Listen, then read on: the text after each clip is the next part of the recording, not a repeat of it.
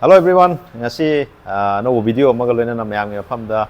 pagi anoba stock haba tare new stock available everything dong ngasi video sidai matang matang mucharake ado mayam channel asi nungsibiduna support tawboi na khoi subscribe like and share tausan bio ado ngasi singmurong car bazar gi anoba restock hai tare ko samna haraga di ado anoba sigi sinataba mo atopa mayam restock lakadabusu mayam lai ko alto gomba 100 gomba dei K10 gomba Celerio gomba ko ano nova gari khara ju stock lakado busu leire ado ngasi goina ngasi gi leiri stock sing khara dum mieng tamina se ado video se hojal asigo ahan bada video se sidagi dum han eta horge Creta asdi go Creta asdi dum horje Creta gi looks maina ogani go ya koi mani phone number odini go em biro ma gi looks se kamai to ben dagi tayar gi condition ju dum mieng biro Main ugani, ada juga footstep ka jauh ri gasi deh, alloy wheel ni, ada juga maning gi looks na main ugani, rear wiper jauh re, defogger jauh re, kau Creta, SX main lagi ni kau, ada magi details tu yang hajar ke, ada details tu yang ada interior itu semua apa yang hajar ke kau. Sini main ogani interior se full bra black aktin nate da khoi to color ma bta ra brown gi type ma yawi ko siga color combination jam phadai ko gari se man interior main legani mai infotainment touch screen yawani ko armrest ka ju yawi ko gari se dum neat and clean leba gari ni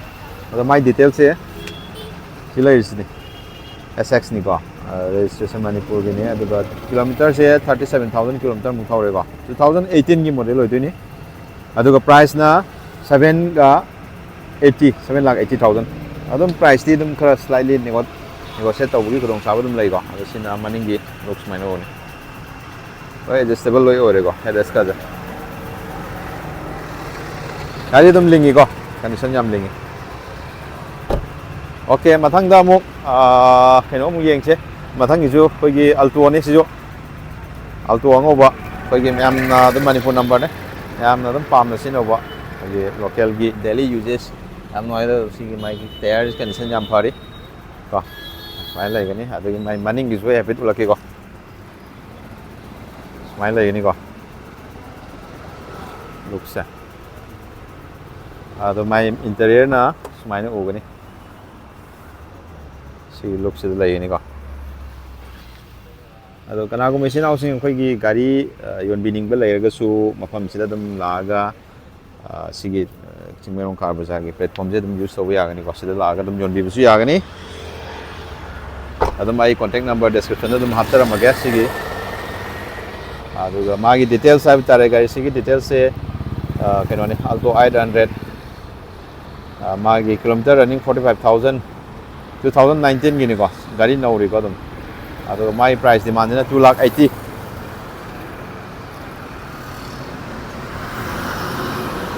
Okay, matang damuk isu Celerio. Celerio jina mu alto lagi kita upgrade tahu pam bisa nausing kita makta apa cuma ini lagi ni. Tayari condition cuma ini ubani. Ada maning gitu ya, ucar ke? Maning gitu cuma ini ubani kok. Number se koi Meghalaya numbers maina tha ba ui Celerio BXI da oi ni ko auto gear shift ni ko automatic sensor gulo yaw interior se maning gi ni sine ko aduga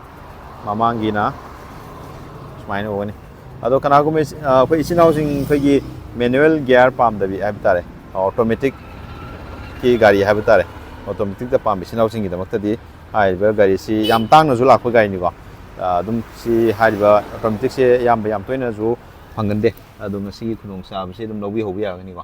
le to automatic gear ka bolder yaw re mai legin gari si looks adu ga magi details sa tare details se 2016 ni ko adu ga price demand na keno la ka ni 3 lakh 20 ko adum price slightly kitang negotiate taw khunong sa adum legin sina magi front view du ni ko ada kilometer na 54 minus how record 54,000 ko maning minus uro ni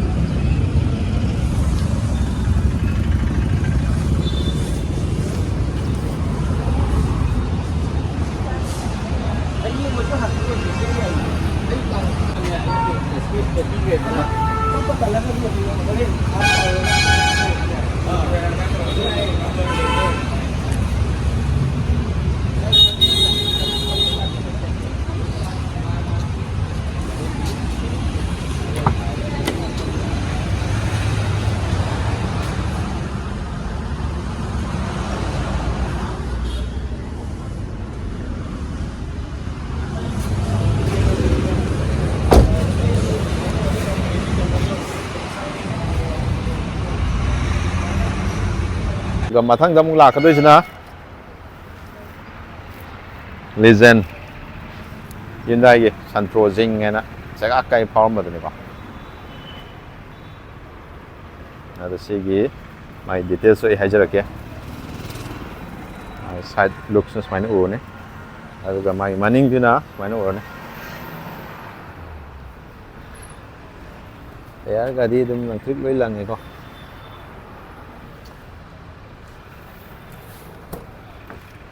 ada interior na smine o ni ko aduga magi details da leire Santro GLS Go Plus kilometer 86,000 ada model 2012 ko ada price na 1,65,000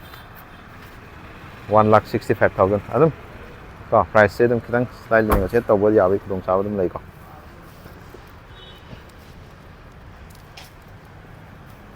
maning looks ni ko sa okay then aduga mathang lai jina mung India gi ba khwaidagi thau sa da ba gari ko India gi na fuel economy da yamna thau sa da ba gari hai ta ma china front looks leire ko celery go ni celery latest ni ko problem go le ya ba alloy ni smai la khani ko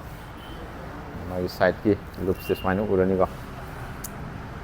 adagi request sensor se both side animal lo yaw ko si som da su yaw som jaw duga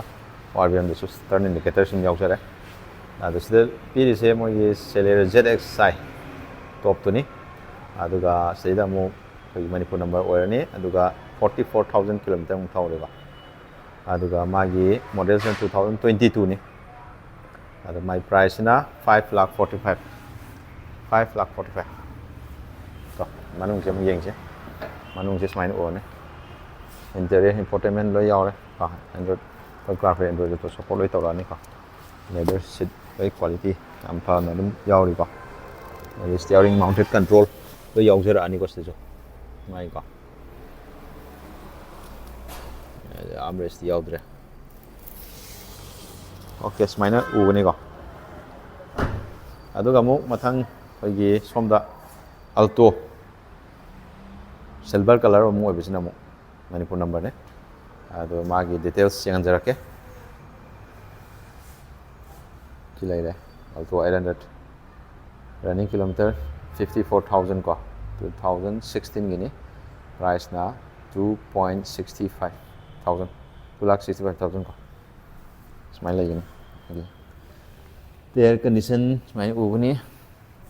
smile side ki uses smile ubuni ko interior se dum khara pet usar ke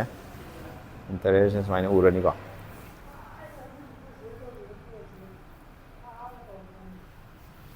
daily uses ki damak tadi am nuai ba alto se ko ꯑꯗꯨꯅ ꯑꯜꯇꯣꯁꯦ ꯑꯗꯨꯝ ꯃꯌꯥꯝꯅ ꯍꯧꯖꯤꯛ ꯐꯥꯎꯕ ꯑꯗꯨꯝ ꯗꯤꯃꯥꯟ ꯂꯩꯔꯤꯁꯦ ꯑꯗꯨꯒꯤꯅꯤ ꯁꯤꯁꯨ Alto K10 ꯀꯣ ꯁꯤꯅ ꯑꯃꯨꯛ ꯋꯦꯁ ꯕꯦꯡꯒꯜ ꯅꯝꯕꯔ ꯁꯨꯃꯥꯏꯅ ꯂꯩꯒꯅꯤꯀꯣ ꯑꯗꯣ ꯋꯦꯁ ꯕꯦꯡꯒꯜ ꯅꯝꯕꯔꯅꯤꯅ ꯑꯗꯨꯒꯤꯗꯃꯛꯇ ꯀꯩꯁꯨ ꯀꯤꯅꯤꯡꯉꯥꯏ ꯑꯣꯏꯗꯦ ꯍꯥꯏꯗꯤ ꯑꯩꯈꯣꯏꯅ ꯂꯣꯏꯅꯃꯛ ꯁꯤꯗꯩꯗ ꯂꯣꯏ ꯑꯣꯟꯊꯣꯛꯑꯀꯥꯟꯗ ꯑꯗꯨꯝ ꯏꯁꯥꯗ ꯀꯩꯅꯣ ꯇꯧꯗꯣꯏꯅꯦ ꯑꯗꯣ ꯁꯤꯁꯦ ꯕꯨꯀꯤꯡ ꯂꯩꯔꯝꯃꯦ ꯕꯨꯀꯤꯡ ꯇꯧꯈ꯭ꯔꯦ ꯑꯗꯣ ꯑꯃꯨꯛ ꯔꯤꯁꯇꯣꯛ ꯑꯃꯨꯛ ꯂꯥꯛꯄꯒꯤ ꯈꯨꯗꯣꯡꯆꯥꯕ ꯂꯩꯔꯦ ꯍꯥꯏꯗꯤ ꯁꯤ ꯅꯨꯃꯤꯠ ꯅꯤꯅꯤ ꯍꯨꯝꯅꯤꯁꯤꯗꯀꯣ ꯒꯥꯔꯤꯁꯦ ꯑꯅꯧꯕ ꯈꯔ ꯑꯃꯨꯛ ꯌꯧꯁꯤꯜꯂꯛꯑꯅꯤ ꯑꯗꯨ ꯌꯧꯔꯛꯑꯀꯥꯟꯗ ꯑꯃꯨꯛ ꯚꯤꯗꯤꯑꯣ ꯃꯊꯪ ꯑꯃꯨꯛ ꯁꯦꯝꯖꯔꯛꯑꯒꯦ ꯃꯌꯥꯝ ꯉꯥꯏꯃꯤꯟꯅꯁꯤ ꯃꯊꯪꯗ ꯑꯃꯨꯛ ꯂꯥꯛꯏꯁꯤꯅ ꯕꯣꯂꯦꯔꯣꯅꯤꯀꯣ ꯕꯣꯂꯦꯔꯣ ꯍꯥꯏꯁꯤꯅꯤ ꯃꯌꯥꯝ ꯑꯗꯨꯝ ꯈꯪꯉꯝꯅꯤꯀꯣ ꯕꯣꯂꯦꯔꯣꯒꯤ ꯃꯒꯨꯟꯁꯦ ꯁꯤꯅꯤ ꯂꯨꯛꯁ ꯑꯩꯈꯣꯏ ꯃꯅꯤꯄꯨꯔ ꯅꯝꯕꯔꯅꯦ ꯍꯦꯗꯂꯦꯝꯒꯁꯦ ꯑꯅꯧꯕ ꯗꯤꯖꯥꯏꯟꯗꯨꯅꯤꯀꯣ ꯑꯗꯨꯒ ꯁꯤꯁꯤꯗ ꯂꯩꯔꯤꯁꯦ ꯃꯥꯒꯤ ꯗꯤꯇꯦꯜꯁꯁꯦꯀꯣ ꯒꯥꯔꯤꯒꯤꯗꯤ ꯑꯗꯨꯝ ꯌꯦꯡꯕꯤꯔ ꯈꯪꯉꯅꯤ 37,000 ꯀꯤꯂꯣꯃꯤꯇꯔ ꯔꯟꯅꯤꯡ ꯀꯣ BS6ꯅꯤ ꯑꯣꯏꯗꯣꯏꯅꯤꯀꯣ ꯑꯗꯨꯒ ꯇꯣꯞ ꯃꯣꯗꯦꯜꯗꯣ ꯑꯗꯨꯒ ꯃꯥꯒꯤ ꯃꯣꯗꯦꯜꯁꯤꯅ 2022ꯒꯤꯅꯤ ꯁꯤꯁꯨ ꯅꯧꯔꯤꯀꯣ ꯑꯗꯨꯒ ꯄ꯭ꯔꯥꯏꯁꯁꯤꯅ 8,50,000 ꯑꯗꯨꯝ ꯄ꯭ꯔꯥꯏꯁꯀꯤꯗꯤ ꯑꯗꯨꯝ ꯈꯔ ꯅꯪ ꯊꯥꯗꯣꯛ ꯇꯥꯁꯤꯟꯒꯤꯗꯨꯗꯤ ꯑꯗꯨꯝ ꯈꯨꯗꯣꯡꯆꯥꯕꯗꯤ ꯑꯗꯨꯝ ꯂꯣꯏ ꯂꯩꯕ ꯉꯥꯛꯇꯅꯤꯀꯣ ꯌꯦꯡꯕꯤꯔꯣ ꯑꯗꯣ ꯇꯌꯥꯔꯤ ꯀꯟꯗꯤꯁꯟ ꯌꯦꯡꯕꯤꯔꯣ ꯆꯤꯛ ꯂꯪꯉꯤ ꯑꯗ ꯏꯟꯇꯔꯤꯌꯔꯁꯨ ꯁꯨꯃꯥꯏꯅ ꯎꯒꯅꯤꯀꯣ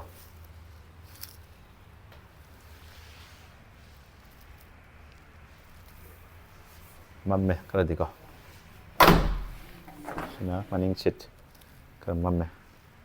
ꯌꯥꯝ ꯐꯔꯤ ꯍꯥꯏꯇꯥꯔꯦ ꯕꯣꯂꯦꯔꯣ B6 ꯍꯥꯏꯅ ꯊꯥꯔꯦꯀꯣ ꯑꯣꯀꯦ ꯉꯁꯤꯒꯤꯗꯤ ꯚꯤꯗꯤꯑꯣꯁꯦ ꯁꯨꯃꯥꯏꯅ ꯇꯧꯗꯅ ꯑꯁꯤꯒꯤ ꯑꯔꯩꯕ ꯁ꯭ꯇꯣꯛ ꯍꯥꯏꯕ ꯇꯥꯔꯦ ꯃꯌꯥꯝꯗ ꯎꯠꯈ꯭ꯔ ꯃꯇꯨꯡꯗ ꯉꯁꯤ ꯅꯨꯃꯤꯠ ꯈꯔ ꯂꯩꯔꯒ ꯑꯃꯨꯛ ꯃꯌꯥꯝꯒꯤ ꯑꯅꯧꯕ ꯁ꯭ꯇꯣꯛꯇꯣ ꯑꯃꯨꯛ